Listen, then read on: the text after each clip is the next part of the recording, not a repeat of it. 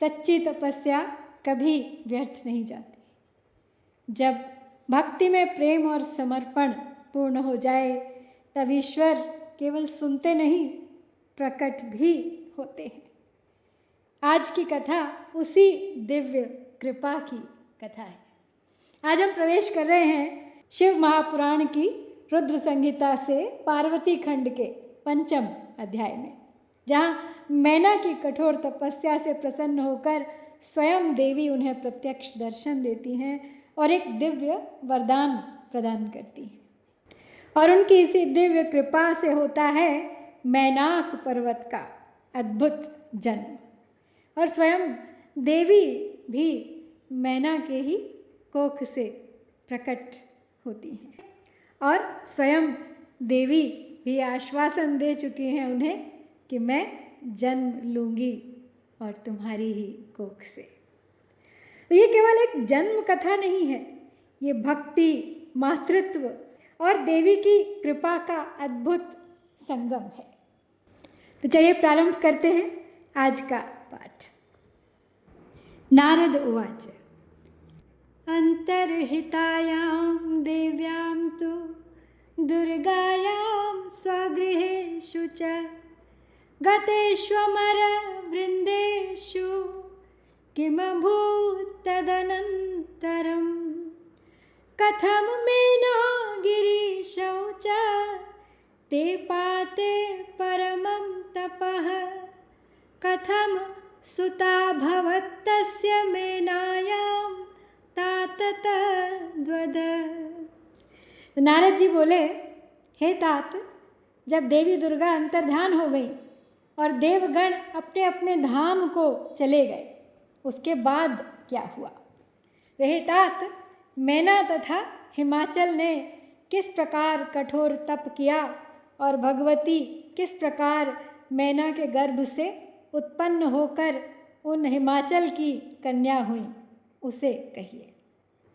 ब्रह्मोवाच विप्रवर सुतश्रेष्ठ शृणु तच्चरितं महत् प्रणम्य शंकरं भक्त्या वच्मे भक्तिविवर्धनम् उपदिश्य गते तात सुरवृन्दे गिरीश्वरः हर्यादौ मेनका चापि ते पाते परमं तपः अहर्निशं शिवां शम्भुं चिन्तयन्तौ च दम्पती सम्यगारे धतुर्नित्यं भक्तियुक्तेन चेतसा गिरिप्रियातीव मुदा नर्च देवीं शिवेन सा दानं ददौ द्विजेभ्यश्च सदा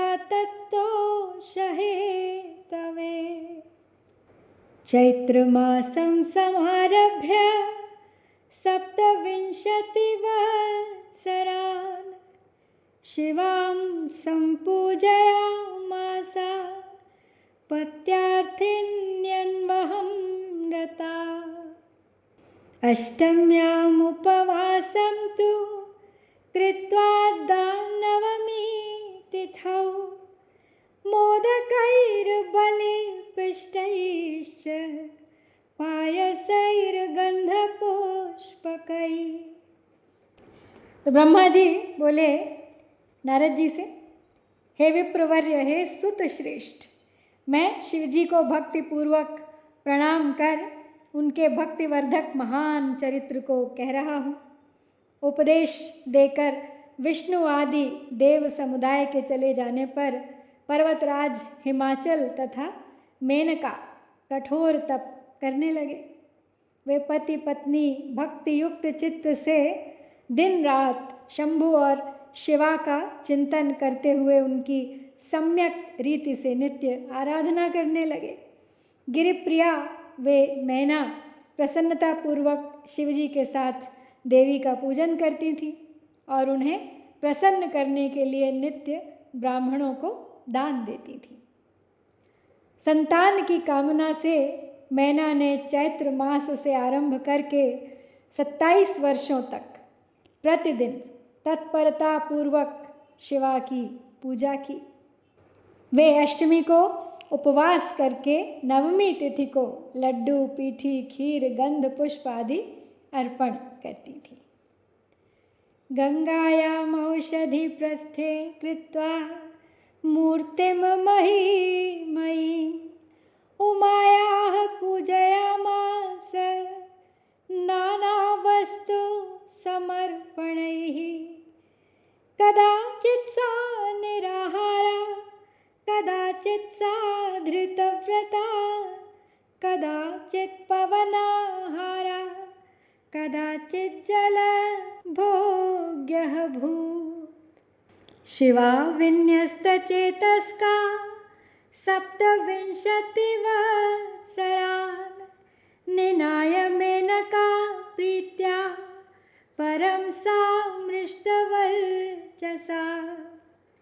सप्तविंशतिवर्षान्ते जगन्माता जगन्मयी सुप्रीता भवद्यर्थमुमा शङ्करकामिनी। अनुग्रहाय मेनायाः पुरतः परमेश्वरी आविर्बभूव सा देवी सन्तुष्टा तत्सुभक्तितः। दिव्यावयवसंयुक्ता तेजो मण्डलमध्यगा उवाच विहसन्ती सा मेनां प्रत्यक्षतां गता। आगे बताते हुए ब्रह्मा जी कहते हैं कि वे गंगा के औषधि प्रस्थ में उमा देवी की मिट्टी की प्रतिमा बनाकर अनेक प्रकार की वस्तुएं समर्पित कर उनकी पूजा किया करती थी। वे कभी निराहार रहती थीं, कभी व्रत धारण करती थीं, कभी जल पीकर ही रहती थीं और कभी हवा पीकर ही रह जाती थीं।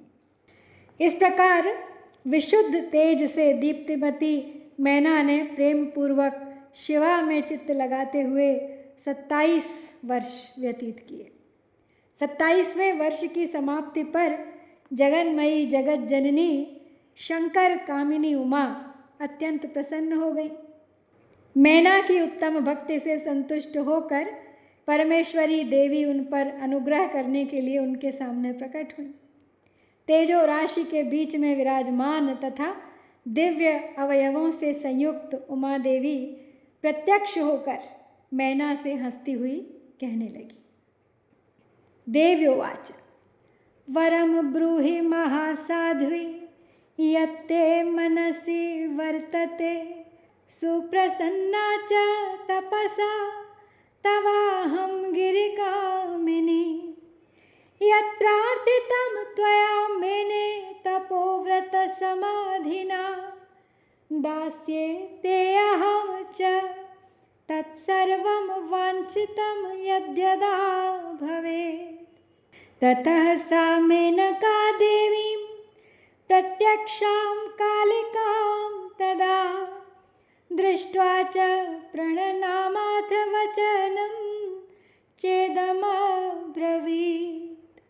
मेनोवाच देवी प्रत्यक्षतो रूपं दृष्टं तव मयाधुना त्वामहं स्तोतुमिच्छामि प्रसन्ना भव कालिके। ब्रह्मोवाच अथ सा मेनयेत्युक्ता कालिका सर्वमोहिनी बाहुभ्यां सुप्रसन्नात्मा मेनकां परिषस्वजे। ततः प्राप्तमहाज्ञाना मेनका कालिकां शिवां तुष्टाव वाग्भिरिष्टाभिर्भक्त्या प्रत्यक्षतां गताम्। तो देवी बोली, हे महासाध्वी, जो तुम्हारे मन में हो वह वर मांगो। हे गिरी कामिनी, मैं तुम्हारी तपस्या से बहुत प्रसन्न हूँ।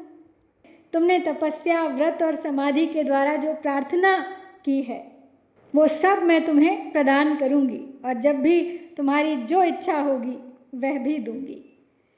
तब उन मैना ने प्रत्यक्ष प्रकट हुई कालिका देवी को देखकर प्रणाम किया और यह वचन बोली।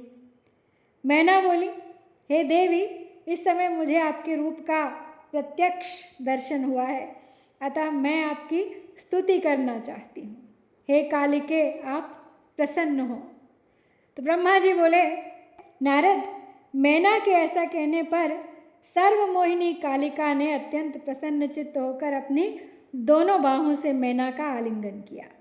तत्पश्चात मेनका को महाज्ञान की प्राप्ति हो गई और वे प्रिय वचनों द्वारा भक्तिभाव से प्रत्यक्ष हुई शिवा कालिका की स्तुति करने लगी।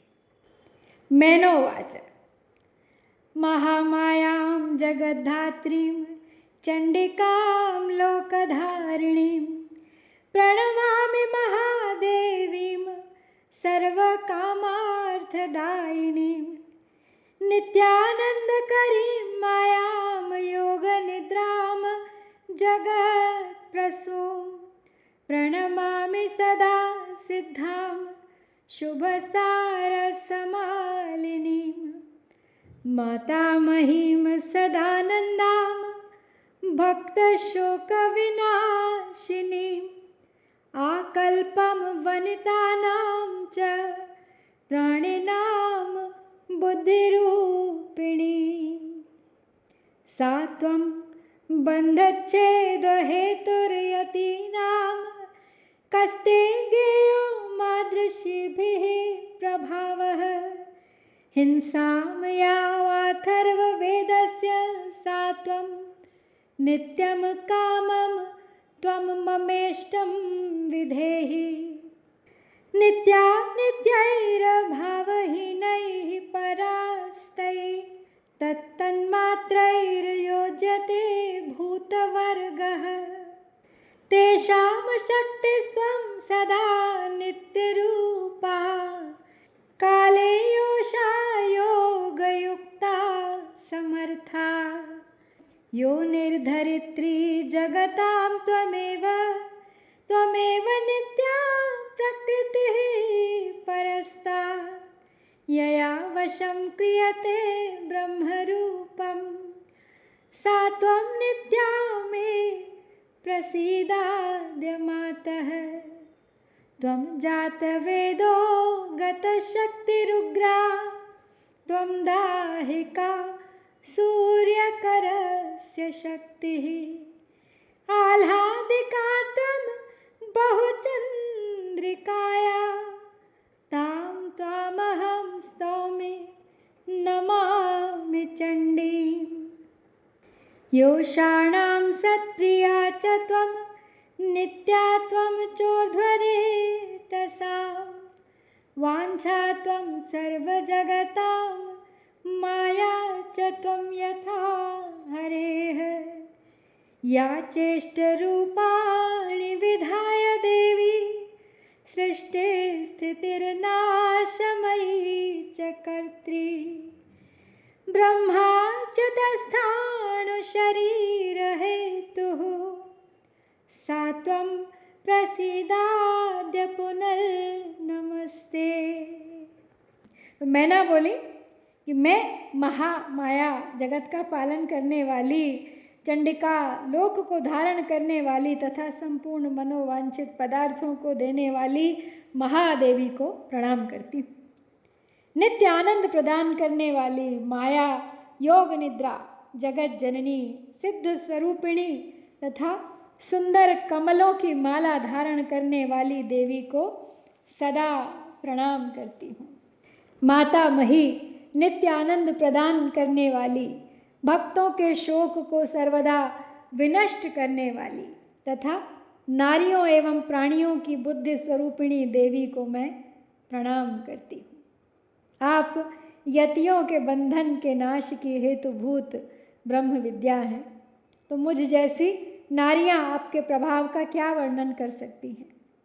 अथर्ववेद की जो हिंसा है वह आप ही हैं। हे देवी, आप मेरे अभीष्ट फल को सदा प्रदान कीजिए। भावहीन तथा अदृश्य नित्यानित्य तन्मात्राओं से आप ही पंचभूतों के समुदाय को संयुक्त करती हैं।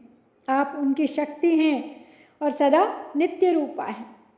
आप समय समय पर योग युक्त एवं समर्थ नारी के रूप में प्रकट होती हैं।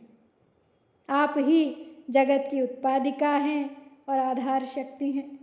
आप ही सबसे परे नित्या प्रकृति हैं, जिसके द्वारा ब्रह्म के स्वरूप को वश में किया जाता है। वह नित्या विद्या आप ही हैं। हे माता, आज मुझ पर प्रसन्न होइए। आप ही अग्नि के भीतर व्याप्त उग्र शक्ति हैं। आप ही सूर्य किरणों की प्रकाशिका शक्ति हैं। चंद्रमा में जो आह्लादिका शक्ति है वह भी आप ही हैं। उन आप चंडी देवी का मैं स्तवन और वंदन करती हूँ। आप स्त्रियों को बहुत प्रिय हैं। ऊर्ध्वरेता ब्रह्मचारियों की नित्या ब्रह्म शक्ति भी आप ही हैं। आप संपूर्ण जगत की वांछा हैं तथा श्री हरि की माया भी आप ही हैं। जो देवी इच्छानुसार रूप धारण करके सृष्टि, स्थिति, पालन तथा संहारमयी होकर उन कार्यों का संपादन करती हैं तथा ब्रह्मा, विष्णु एवं रुद्र के शरीर की भी हेतुभूता हैं, वे आप ही हैं। आप मुझ पर प्रसन्न हो। आपको पुनः मेरा नमस्कार है। ब्रह्मोवाच तत इत्थं स्तुता दुर्गा कालिका पुनरेव हि उवाच मेनकां देवीं वाञ्छितं वरयेत्युत। उमोवाच प्राणप्रिया मम त्वं हि हिमाचलविलासिनी यदिच्छसि ध्रुवं दास्ये नादेयं विद्यते मम। इति श्रुत्वा महेशान्याः पीयूषसदृशं वचः उवाच परितुष्टा सा मेनका गिरिकामिनी। मेनोवाच शिवे जय जय प्राज्ञे महेश्वरि भवाम्बिके वरयोग्यास्म्यहं चेत्ते वृणे भूयो वरं वरं। प्रथमं शतपुत्रा मे भवन्तु जगदम्बिके बहवायुषो वीर्यवन्त रिद्धिसिद्धि समन्विताः। पश्चात् तथैका तनया स्वरूपगुणशालिनी कुलद्वयानन्दकरी भुवनत्रय पूजिता।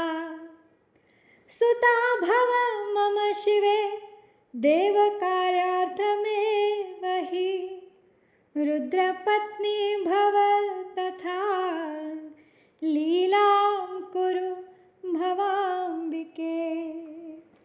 तो ब्रह्मा जी बोले, हे नारद, मैना के इस प्रकार स्तुति करने पर दुर्गा कालिका ने पुनः मैना देवी से कहा, तुम अपना मनोवांछित वर मांग लो। उमा बोली, हे हिमाचल प्रिय, तुम मुझे प्राणों से अधिक प्रिय हो। तुम जो भी चाहती हो उसे मैं निश्चय ही दूंगी। तुम्हारे लिए मुझे कुछ भी अदेय नहीं है। महेश्वरी का अमृत के समान यह मधुर वचन सुनकर हिमगिरी कामिनी मैना अत्यधिक संतुष्ट होकर कहने लगी। मैना बोली, हे शिवे, आपकी जय हो, जय हो। हे प्राज्ञे, हे महेश्वरी, हे भवाम्बिके, यदि मैं वर पाने के योग्य हूँ तो आपसे पुनः श्रेष्ठ वर मांगती हूँ। हे जगदम्बिके, पहले तो मुझे 100 पुत्र हों और वे दीर्घायु वाले, पराक्रम से युक्त तथा रिद्धि सिद्धि से संपन्न हो। उन पुत्रों के पश्चात मेरी एक पुत्री हो जो स्वरूप और गुणों से युक्त, दोनों कुलों को आनंद देने वाली तथा तीनों लोकों में पूजित हो। हे शिवे, आप ही देवताओं का कार्य सिद्ध करने के लिए मेरी पुत्री हो। हे भवाम्बिके, आप रुद्रदेव की पत्नी हो और अपनी लीला करके सबका कल्याण करें। ब्रह्मोवाच तच्छ्रुत्वा मेनकोक्तं हि प्राह देवी प्रसन्नधीः स्मितपूर्वं वचस्तस्या पूरयन्ति मनोरथम्। देव्युवाच शतपुत्राः सम्भवन्तु भवत्या वीर्यसंयुताः, तत्रैको बलवान् मुख्यः प्रथमं सम्भविष्यति। सुताहं सम्भविष्यामि सन्तुष्टा तव भक्तितः, देवकार्यं करिष्यामि सेविता निखिलैः सुरैः। ब्रह्मोवाच एवमुक्त्वा जगद्धात्री कालिका परमेश्वरी पश्यन्ता मेनकायास्तु तत्रैवान्तर्दधे शिवा। मेनकापि वरं लब्ध्वा महेशान्याभीप्सितं, मुदं प्रापामितां तात तपः क्लेशोऽप्यनश्यत। दिशि तस्यां नमस्कृत्य सुप्रहृष्टमनाः सती, जयशब्दं प्रोच्चरन्तीं स्वस्थानं प्रविवेशः। तो ब्रह्मा जी बोले, हे नारद, मेनका की वह बात सुनकर प्रसन्न हृदया देवी उमा उनके मनोरथ को पूर्ण करती हुई मुस्कुराकर यह वचन कहने लगी। देवी बोली, तुम्हें 100 बलवान पुत्र होंगे, उनमें एक बलवान और प्रधान होगा जो सबसे पहले उत्पन्न होगा। तुम्हारी भक्ति से संतुष्ट मैं स्वयं पुत्री के रूप में अवतीर्ण होंगी और समस्त देवताओं से सेवित होकर उनका कार्य सिद्ध करूंगी। ब्रह्मा जी बोले, ऐसा कहकर जगतधात्री परमेश्वरी कालिका शिवा मेनका के देखते देखते वहाँ अंतर्ध्यान हो गई। वेतात महेश्वरी से अभीष्ट वर पाकर मेनका को भी अपार हर्ष हुआ और उनका तपस्या जनित क्लेश नष्ट हो गया। अत्यंत प्रसन्न चित्त साध्वी मैना उस दिशा में नमस्कार कर जय शब्द का उच्चारण करती हुई अपने स्थान को चली गई। अथ तस्मै स्वपतये शशंस सुवरं च तं, स्वाचिह्न बुद्धमिव वै सुवाचा पुनरुक्तया। श्रुत्वा शैलपतिर्हृष्टो भवन्मेनावचो हित, प्रशशंस प्रियां प्रीत्या शिवा भक्तिरतां च ताम्। कालक्रमेणाथ तयोः प्रवृत्ते सुरते मुने, गर्भो बभूव मेनाया ववृधे प्रत्यहं च सः। असूतसा नागवधूपभोग्यं सुतमुत्तमं, समुद्रबद्धसत्सख्यं मेनाकाभिधमद्भुतम्। वृत्रशत्रावपि क्रुद्धे वेदनाज्ञं सपक्षकं, पवीक्षतानां देवर्षे पक्षच्छिदेवराङ्गकम्।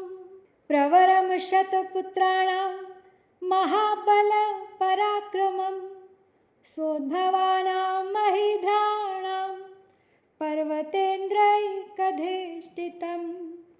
आसीन्महोत्सवस्तत्र हिमाचलपुरे अद्भुतः, दम्पत्योः प्रमुदाधिक्यं बभूव क्लेशसंशयः।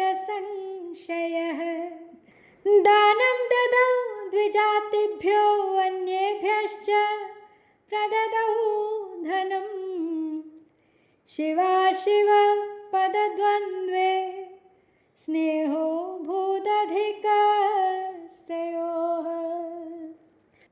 और जब मैना लौटी अपने घर तो मैना के प्रसन्न मुखमंडल से ही हिमवान को सारी बातों की जानकारी हो गई। लेकिन फिर भी मैना ने अपने मुख से वरदान की सारी बात पुनरुक्त वचनों के समान हिमालय से पुनः कह दी। अब मैना का वचन सुनकर पर्वतराज हिमालय प्रसन्न हुए और उन्होंने शिवा में भक्ति रखने वाली अपनी उन प्रिया की प्रेम पूर्वक प्रशंसा की। हे मुने, तत्पश्चात कालक्रम से उन दोनों के सहवास में प्रवृत्त होने पर मैना को गर्भ रह गया और वह प्रतिदिन बढ़ने लगा। समयानुसार उन्होंने एक उत्तम पुत्र को जन्म दिया जिसका नाम मैनाक रखा गया। उसने समुद्र के साथ उत्तम मैत्री की। वह अद्भुत पर्वत नाग वधुओं के विहार का स्थल है।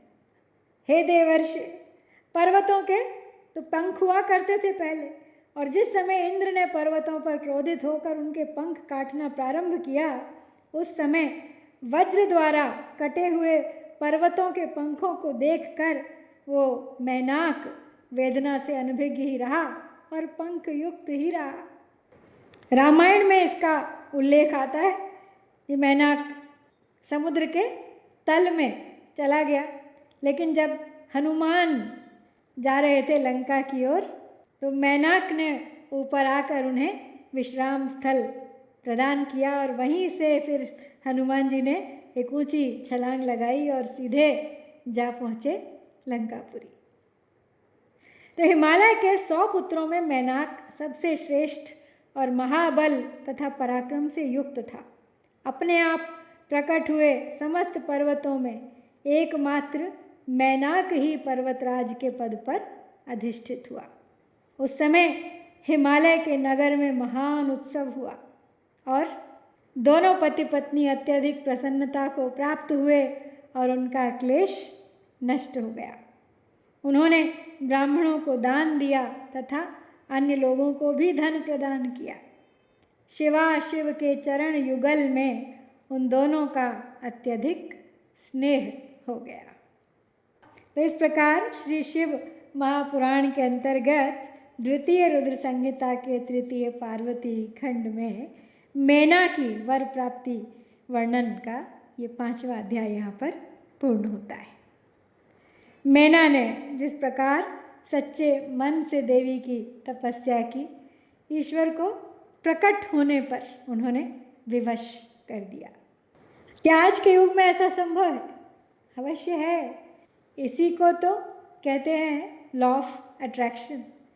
यदि आप किसी चीज़ की हृदय से कामना करते हो, पूरी तरह से आपका मन उसमें तल्लीन है, तो अवश्य ही एक दिन वो सत्य बन के आपके सामने आता है।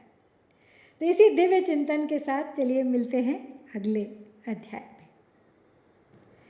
ओम श्री सांब शिवाय नमः। जय भारत।